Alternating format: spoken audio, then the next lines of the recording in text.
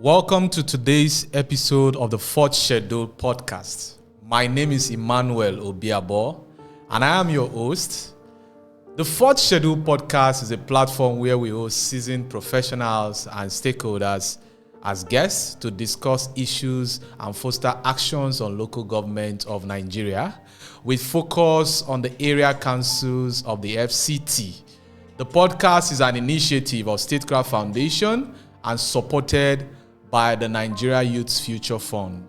Feel free to follow us on social media platforms to keep tabs with the podcast and other activities of the project and the organization.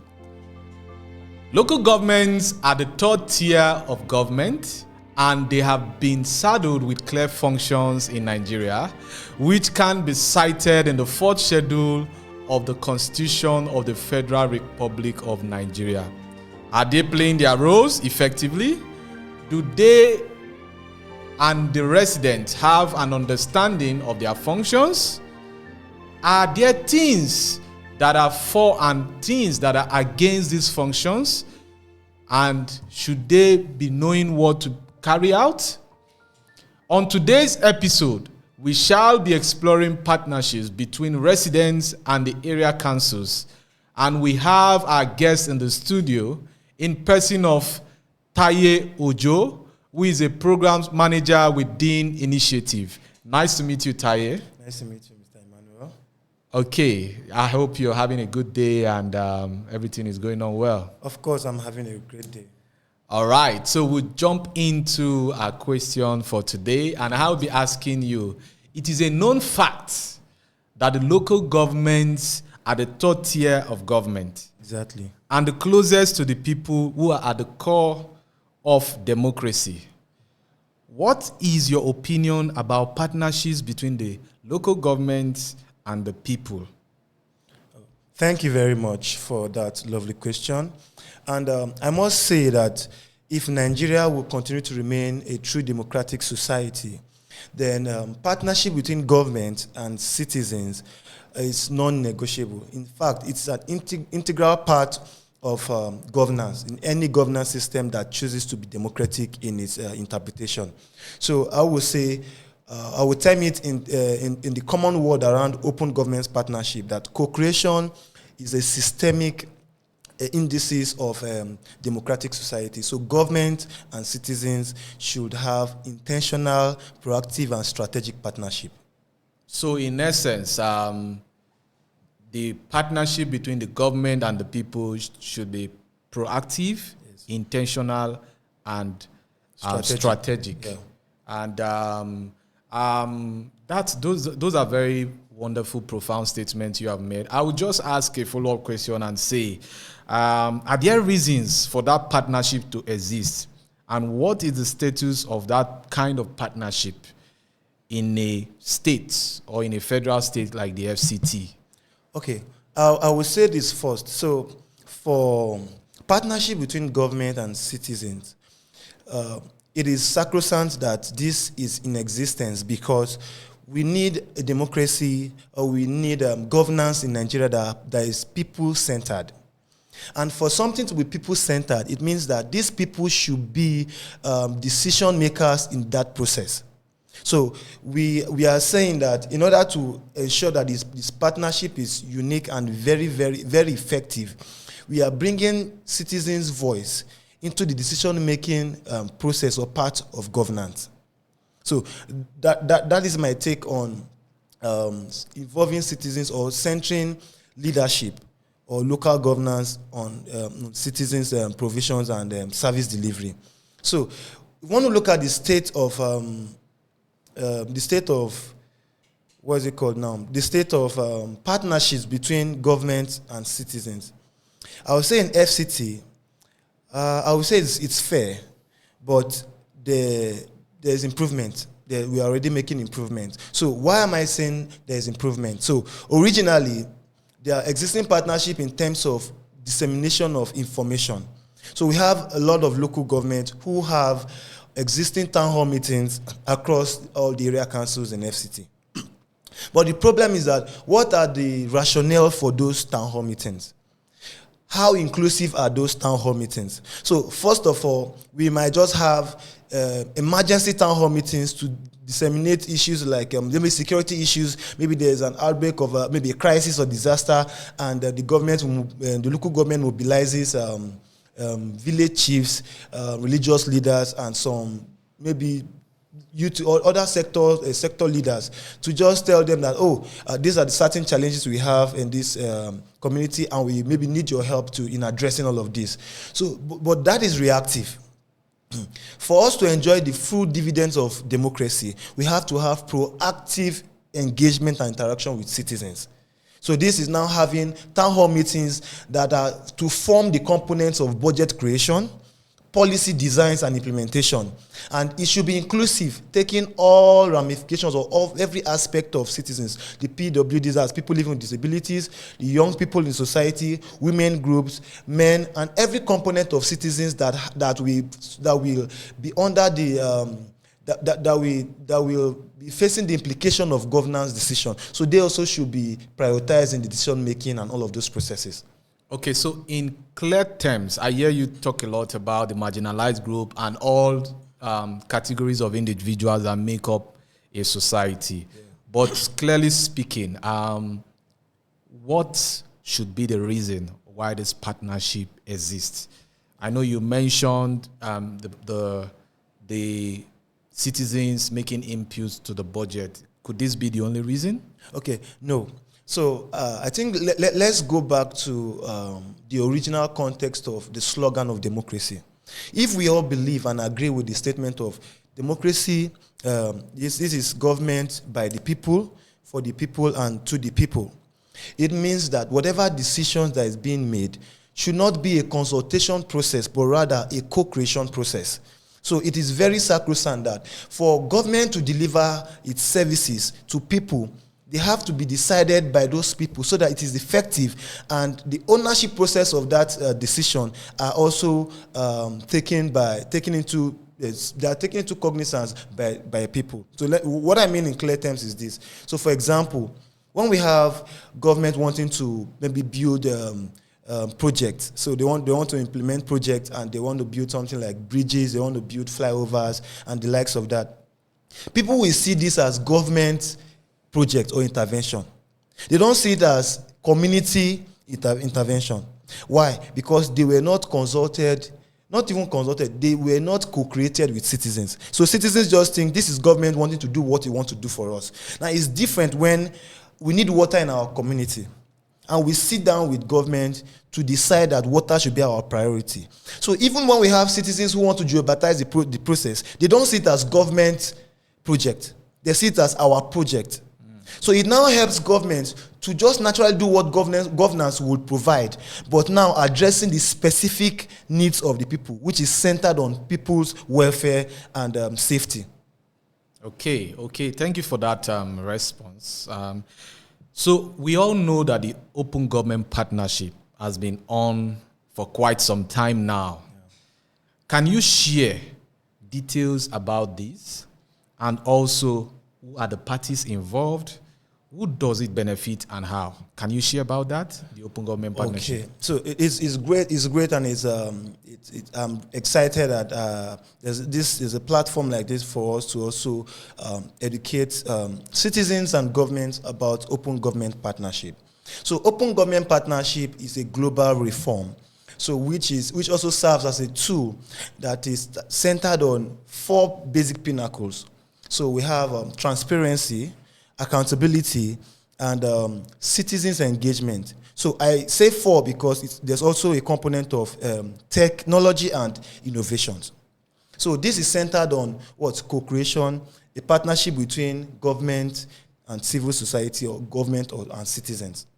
Now, when we say Open Government Partnership, what exactly are we talking about?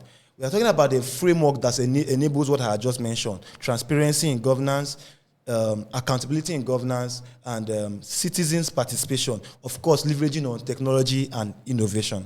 So for quite a while now, in 2016, Nigeria signed up to be part of Open Government Partnership. And From that moment till this very moment, we've had the design implementation of 3 national action plans, while the 4th one is currently ongoing. And as a result of joining at the national or the global level, also Nigeria actually localized this open government partnership through the OGP local forum, which is being implemented at the local government level. So other countries call it maybe county.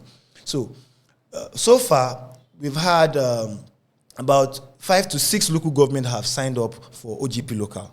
And let me limit the conversation to what has happened in FCT so far. So the first local government in Nigeria to sign up for OGP is Abuja Municipal Area Council. And that was supported by a Dean initiative in partnership with Center LSD. That intervention was funded by Makoto. So in this process, we were trying to see how local government could adopt a form of reform and innovation in the way they interpret their service delivery to their people. So we wanted them to be more proactive in co-creating these processes, in being open to disseminating informations, and also ensuring that there's an inclusive aspect of democracy in their service delivery. So we got AMAC to sign up and design the action plan in 2021. And in the past 3 years, we have been able to sign up additional 3 local governments, that's in Kwali Area Council, Gwagwalada Area Council, and recently Abaji Area Council. And all of this, we have also supported them in developing their local action plan. This is now them implementing reforms around some of the existing things they do in the area council, but they are not they are not inclusive, they are not citizen-centered, and they are not targeted at transparency and accountability, which can reduce which has the potential of reducing corruption within these area councils, and also bringing people to the decision-making aspect of governance. So now, who does it benefit? I would say there's a tripartite benefit in this process, in OGP. So I would say for one, let me say for citizens. One, it gives them the sense of belonging. So they are not just beneficiaries of projects. They are also implementers. They are also co-designers of project interventions within their community. While you're responding to who it benefits, which I had asked and I wanted to emphasize on, I would also want you to share how it benefits those parties. Okay. So for citizens now, I would say, maybe let me even do this. Let me say, what exactly are the responsibility of citizens in partnership?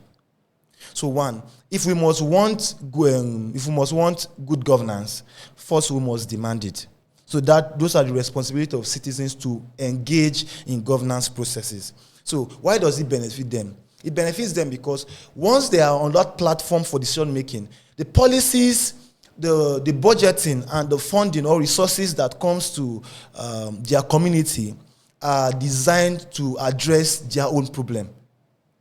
Because they will provide feedback, they will provide data on what is needed for governance to affect and influence their life positively. So that's what makes them. Then also, it strengthens citizens' trust in governance. So, because you are able to have a governance that opens its ears to listen to your problem, you can trust the decision that they will make. And you can also actively participate without the fear that your contributions will be sidelined or pushed under the carpet. No, for government now, government have a lot of benefits in open governance partnership. So, for example, it provides a platform for them to interact, share their learnings, also collaborate with several world leaders that are also implementing same around the country. I will give a practical example. So in the just concluded global OGP summit in Spain, a local government chairman participated in that global event. And who was that? Yeah, that was the local government chairman of Kaduna South. It happened last month. Okay. So now imagine a local government chairman who has had the opportunity to be in that kind of platform, interact and have all of those tools to engage with citizens. There will be difference in his own implementation of governance and service delivery in his area council. So another thing is this, resource mobilization. Okay, before we proceed further on the discussion, thank you so much so far. And we'll just go on a very short break. Our guest is still with us in the studio. And when we return, we shall continue to explore the partnerships between the local government and the residents.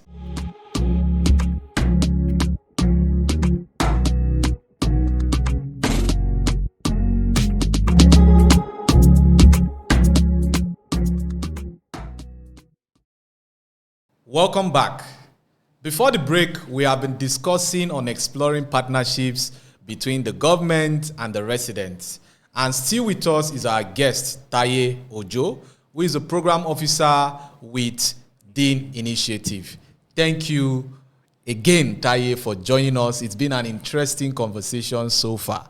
And so before we went on break, you were doing justice to the question, who does the partnership or the OGP, Open Government Partnership, benefit, and how does it benefit them? I recall you talking about a recent event in Spain where we had representatives from the parties across the globe and from Nigeria, and then having a chairman of a local government in Kaduna State participating in that. So you may proceed, please. Okay, thank you very much. So, like I've mentioned, but one thing I will also continue, I will also say that glues all of this together. Citizen trust is very critical in all of these benefits. So now, let me go to resource mobilization. So I was saying, resource mobilization is a very key benefit for all parties involved. That is government, civil society, organizations, and citizens. So what do I mean by resource mobilization? So there are the various aspects of this. First of all, so in terms of funding, or in terms of providing resources, there are global platforms who will only work with government institutions who have signed up, or they find them worthy, or they find them compliant with open government principles or practices. So that is one thing. So it serves as a criteria for you to even assess some of those funding and resources. So in addition, because citizens trust government and global leaders, also let me say world leaders or philanthropist organizations and global funders, they also trust the fact that whatever it is they invest into governance is going to directly flow to the people. They now tend to want to also strengthen their partnership and work with all of these local governments. Now, if citizens trust their governance, it's going to strengthen local tax revenue generation, because people will be more compliant because they realize that whatever it is that they contribute their resources to is for the good of the community at large. So now, one of the things local governments, most local government in Nigeria are missing out on is the aspect of proposal writing and grant application. So, and this is an area where that is very strong for civil society organizations. They are like experts in this space. So, partnership with CSO is another benefit for local government, because CSOs can come in terms of proposal writing to also diversify the sources of funds, so that we don't have local government who will always continue to depend on federal allocation as their only source, or maybe internally generated revenue as their only source. More like facilitating a public-private partnership, exactly, and other potential investment. Exactly. Or private investment. Exactly. So it works in that manner. So, for example, People Power, the global organization that strengthens participatory approaches for government institutions and CSO partners, we only work with you if there's a proof of partnership between government and civil society organizations. So it means that open government partnership, like the name implies, just want to see a platform where government and citizens are having transparent, accountable, and engaged interactions, so that they can be sure that whatever funding, whatever resources are invested in are truly efficient and effective for the community and the society at large. That's interesting. That's very interesting. Thank you for sharing those points. And so, based on this, you have pointed out, we have seen how important a partnership or partnerships between government and the residents benefits all. I know it will be also important to know who should initiate this partnership. Is it the government? Is it the residents? Or is it the civil society organizations? Who should initiate this?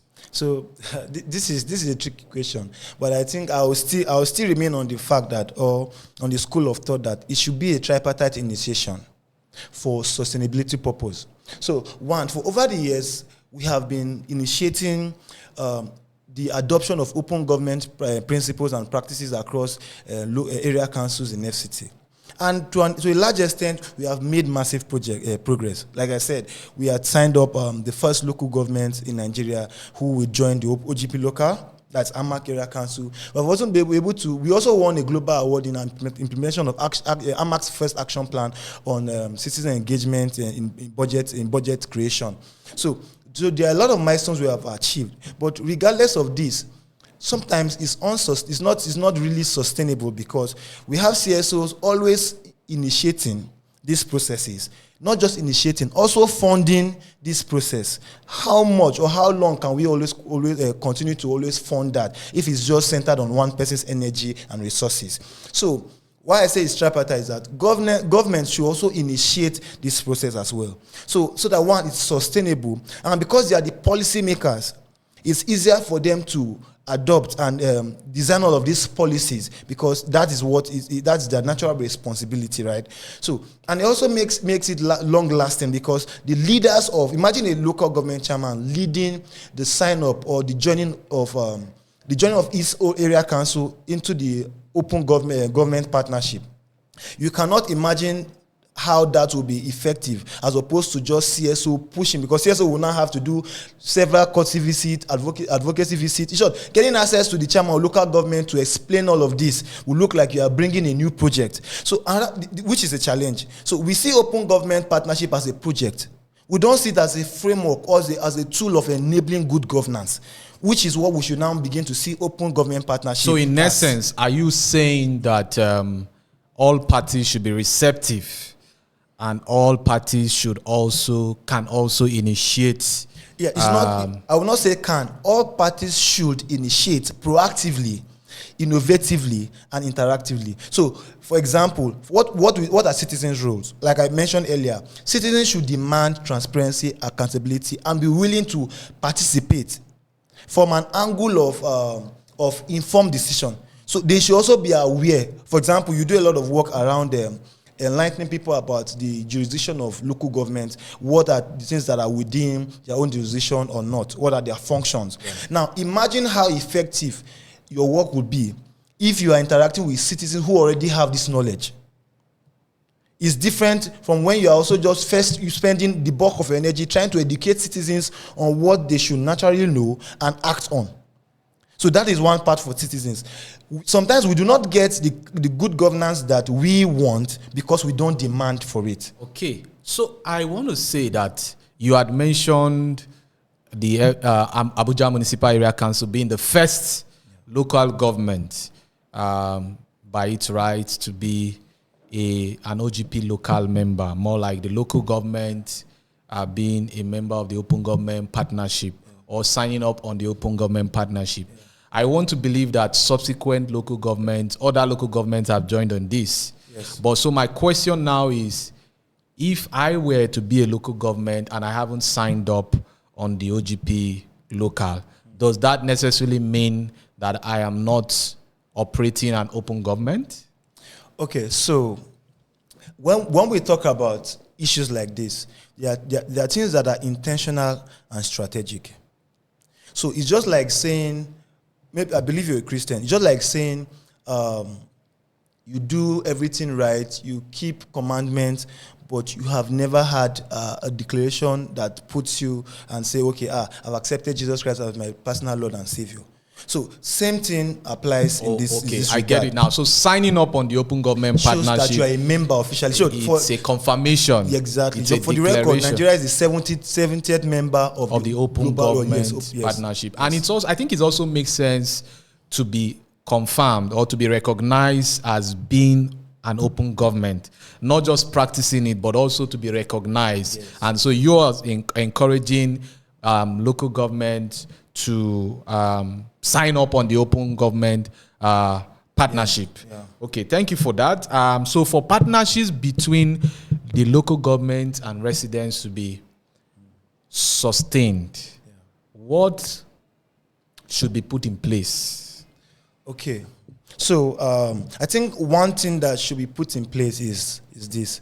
I think we are first human. So I would say political will. So, for example, if the leader or the leadership structure of these area councils lack the political will, we'll almost be building castles in the air. So I would suggest that for any leader that truly defines itself as one that is willing to implement leadership for the good of the people, should be open to transparency, should be ready to be held accountable, and should be proactive in terms of engaging citizens in all of his decision making.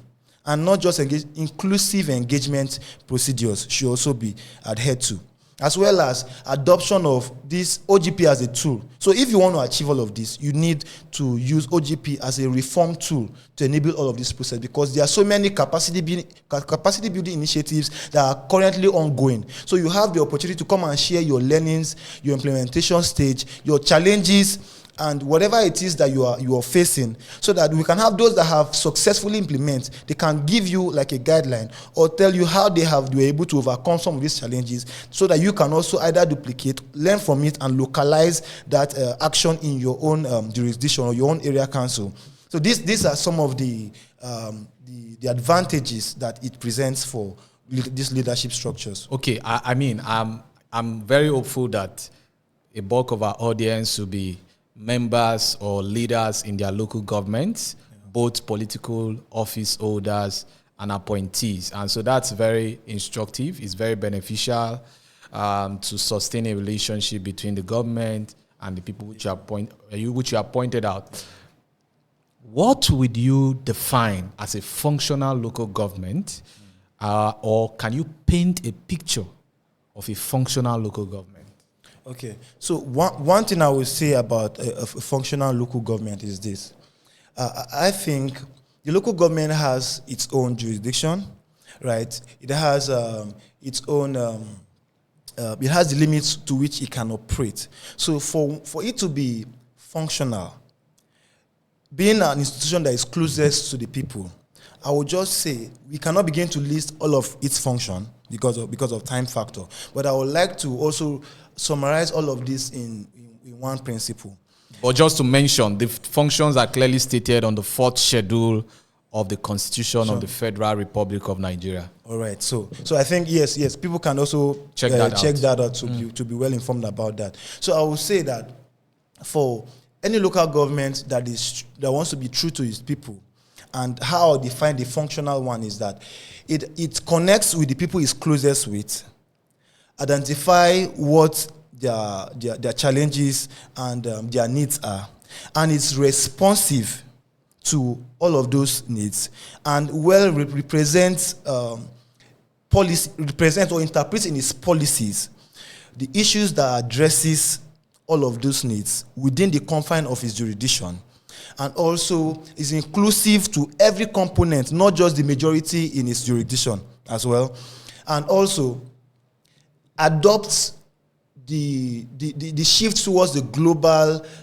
reforms that are happening. So when I say global reforms now, I would like to say the world is tilting towards open governance. Okay, so basically the local government should operate based on global best practices. Exactly. It's been wonderful having you, Taye Ojo, and I've learned a lot from your interaction and even your experience, especially working with Dean Initiative. And I must commend you and your team for the great work that you are doing with regards to getting local governments signed up on the OGP, and also moving them up through the components of the OGP. Okay, so sorry, I would just like to add, now that you mentioned the issue of sign up. So just in case we have viewers who are also watching and they want to also know what will be the prerequisite or the requirement to sign up for OGP. So I would say, in terms of both citizens and local governments who are interested, first of all is to draft out your letter of intent that shows that you are willing to sign up or to join the OGP, and reach out to Dean Initiative. We work closely with Center LSD, And we also will follow you. We will walk you through the process to submit that letter at the National OGP Secretariat here in Abuja. So once you have that done, we know that, okay, you are intentional about wanting to be part of it. Then we can now proceed to structures of how you can design your local action plan and begin to implement this. So I also want to advise citizens out there that whenever you come and encounter with any local government campaign, or let me say political campaign, one of the things you should begin to ask, or instrument for what defines their manifesto. Yes, your manifesto. What defines who you should select is their openness to adopt open government reforms and practices. Asking them their willingness to sign up from the very first day of their assumption into office as a tool for engagement and enabling good governance. So if they are not ready to be compliant in terms of transparency, accountability, engaging citizens, and maybe tech and innovation, then I think that shows a pointer to if they should have your vote, your support or not. Thank you very much. All right. We thank you, the audience, for joining us as we encourage you to put whatever lessons you have gotten from today's episode to work. And just for us at the studio, and also for us at Statecraft Foundation, we'll be taking it a step further by signing up to the Open Government Partnership so that we have better communities. Do follow us on social media platforms using the handles displayed on the screen to be up to date with the Localizing Autonomy in FCT Area Councils project and other activities of Statecraft Foundation. This will be all for today's episode of the Fourth Schedule podcast. Bye for now.